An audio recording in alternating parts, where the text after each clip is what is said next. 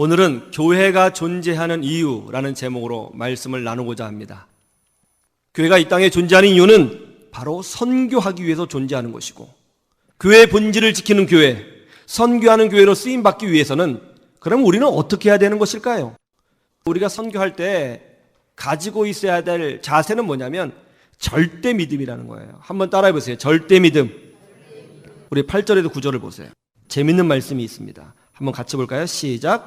명하시되 여행을 위하여 지팡이 외에는 양식이나 배낭이나 전대의 돈이나 아무것도 가지지 말며 신만 신고 두보옷도 입지 말라 하시고. 예수님이 제자들을 세상으로 보내셨죠. 그런데 뭐라고 하세요? 돈도 옷도 가지고 가지 말라는 것입니다. 여러분 생각해 보세요. 옷, 돈, 이거 우리가 생존하는데 필요해요? 안 필요해요? 굉장히 필요한 것이죠. 중요한 것입니다. 그런데 왜 하나님은 그런 것들을 가지고 가지 말라고 하셨을까요? 돈이나 옷 이런 것은 다 세상적이니까 버리라고 그렇게 말씀하고 있는 것일까요? 아니면 복음 전하는 사람은 선비처럼 살아야 한다고 말씀하고 계시는 걸까요? 아니죠. 여러분, 기독교는 선비 사상이 아니에요. 기독교는 유교가 아닙니다. 기독교는요, 물질을 나쁜 것으로 보지 않습니다. 기독교는요, 노동을 신성한 것으로 봅니다. 그래서 직업을 영어로 뭐라고 그래요? 기독교과에서는 콜링이라고 그래요. 소명이라고 그래요. 자본주의가 기독교에서 나왔습니다. 기독교는요, 신성한 노동과 거기에 따른 재화의 획득을 아름다운 것으로 봅니다. 정당한 것으로 봐요. 그런데 왜 주님께서는 돈도 가지지 말고 옷도 가지지 말라고 말씀하셨을까요? 그 이유는 이거예요. 내가 너희들의 삶을 책임져 주시겠다는 것입니다. 복음을 전하는 자, 하나님 말씀에 순종하는 자, 자녀 교육이든 자신의 삶이든 미래든 하나님께서 직접 주관해 주시겠다는 거예요. 그러니까 너희들은 그것 때문에 근심하지 말라는 것입니다. 하나님 편에서 책임져 주시겠다고 하나님께서 약속하고 계시는 거예요. 여러분, 우리가 복음을 전할 때 우리 주님이 우리와 함께하여 주시는 줄로 믿습니다. 여러분, 예수님도 그러셨잖아요. 모든 민족으로 제자를 삼아 아버지와 아들과 성령의 이름으로 세례를 주고 내가 너에게 분부한 모든 것을 가르쳐 지키게 하라. 보라, 세상 끝날까지 내가 너희와 항상 함께 하리라. 너희는 먼저 그의 나라와 그 일을 구하라. 그리하면 이 모든 것을 너희에게 더하시리라. 이런 약속들이 얼마나 많이 나와요. 복음을 전하고 본질을 지키고 등대의 역할을 감당하면 하나님께서 채워주시겠다는 거예요. 제자들은 어떻게 해야 되는 거예요? 절대 믿음으로 가는 거죠. 내가 복음을 전하니까 하나님께서 나와 함께 하시고 내가 복음을 전하니까 하나님께서 나머지 책임져 주시겠구나. 그 믿음으로 전진하는 거예요. 그러면 하나님께서 일하시는 것을 보게 된다는 것입니다.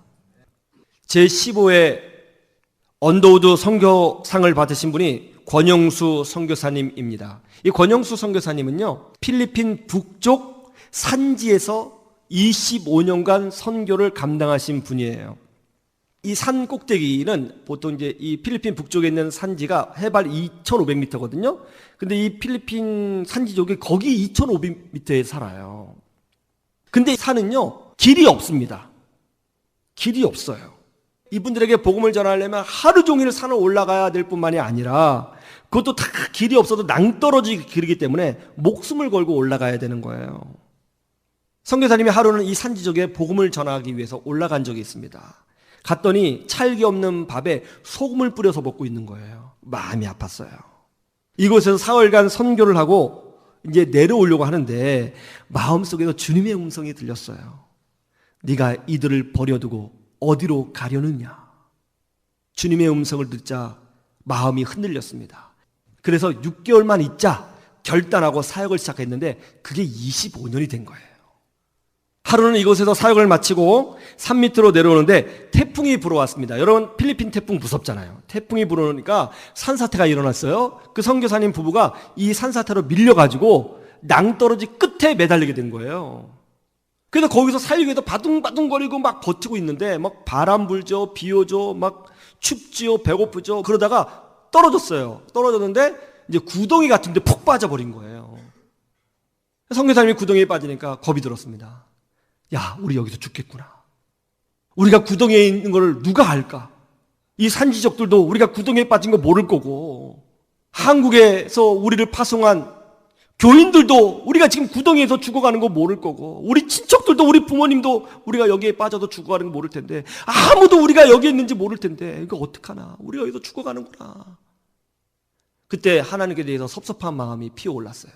하나님, 도대체 이게 뭡니까? 복음을 전하기 위해서 생명을 걸고 등대 역할을 감당하고 있는데 지금 구덩이에 빠져서 죽게 생겼습니다. 우리가 구덩이에 있는 걸 누가 알겠습니까? 아무도 모르지 않습니까? 이렇게 막 하나님께 원망하면서 울면서 기도했어요. 그런데 그때 주님의 음성이 들려왔습니다. 그래, 네 말이 맞다. 아무도 모르겠지. 네 가족도, 너를 파송해준 교회의 성도들도 네가 구덩이에 있는 것 모를 것이다. 그러나 두려워하지 말아라. 나는 네가 어디 있는지 알고 있다. 큰 은혜를 받았어요. 구덩이 안에서 엉엉 울면서 기도했습니다. 태풍이 지나가고 선교사님이 극적으로 구출됩니다. 그러고 나서 산지에 올라가서 복음을 전하는데요, 엄청난 성령의 역사가 나타나는 거예요. 처음 선교할 때는 정말 아무것도 없었거든요. 그런데요, 25년간 선교하면서 하나님께서 어떻게 복을 주셨는지 세상에 교회를 70곳을 세웠어요. 그리고 신학교를 세웠어요. 현지인들을 훈련시켜서 현지인 목사님을 배출했습니다. 그리고 현재는 킹스 대학교라고 하는 필리핀 정규 대학교를 설립했는데요, 그 대학교에 다니는 학생이 6천 명이 넘어요. 지금도 그 땅을 위해서 선교하시면서 복음을 전하는데요, 정말 필요하면 하나님께서 사람을 보내주시고, 정말 놀랍게 기적적으로, 정말 하나님이 아니고서는 설명할 수가 없어요. 물질도 채워주시고 선교를 너무너무 멋지게 감당하고 있어요. 여러분, 선교하는 교회는 하나님께서 책임져 주시는 줄로 믿습니다.